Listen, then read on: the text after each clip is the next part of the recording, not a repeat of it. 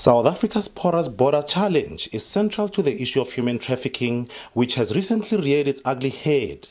12 half-naked Ethiopian men were recently rescued from their alleged captures in Mulbarton, south of Johannesburg, resulting in the arrest of a 47-year-old suspect.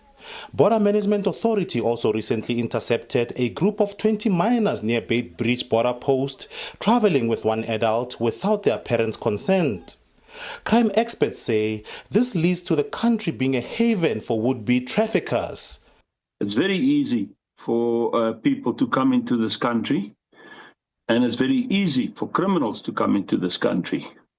And it's very easy for Europeans, even in America, and any of the other countries, those who have problems, where they find themselves that they have to flee, to come into South Africa. We've seen that before, like with Radovan Kretscher and many others. So there are, in my opinion, there's a lot of people in South Africa that is illegal, and there's a lot of people in South Africa that has ulterior motives.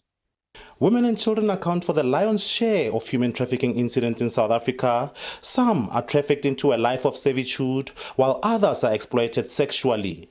Despite this, Statistics South Africa's 2022 Children and Human Trafficking Report indicates that abduction of children is the least reported in South Africa. A freelance journalist who spoke exclusively to the SABC News says Ethiopians who see South Africa as a country where they can prosper and support their families back home are vulnerable to being trafficked. It's something that we often hear of Ethiopians either being financially exploited or being forced to really pay a price for their freedom or their freedom to work in a place like South Africa, because from the perspective of an Ethiopian, South Africa is a very advanced place, a country, and it's a country where Ethiopians have led a very successful life, and everybody seems to repeat the same kind of success we've been seeing from afar. Gauteng, KwaZulu-Natal and Eastern Cape are hotspots as they record the highest figures of human trafficking. According to Getachew, many Ethiopians shun legal means afforded by their home country to travel, as it's more lucrative for them to travel illegally.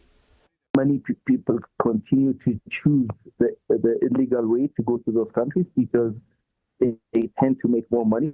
They don't have to send their pay to the Ethiopian government bank accounts where they can earn more money. But again, that's not enough.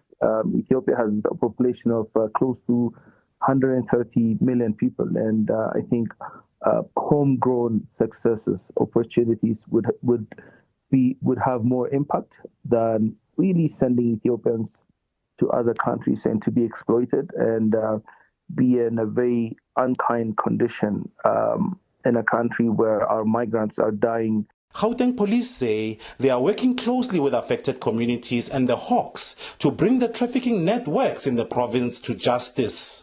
Community really, they are helping. You'll recall the case in Sandringham. There are also some of the case, I think in Brixton we had some cases there. But fortunate part of it, the majority of this case, we are having people who are arrested, whom we believe that they are responsible for this human smuggling. Experts have urged South African authorities to beef up their border management to put a dent in the scourge of human trafficking. Offense Estimo, SABC News, Pretoria.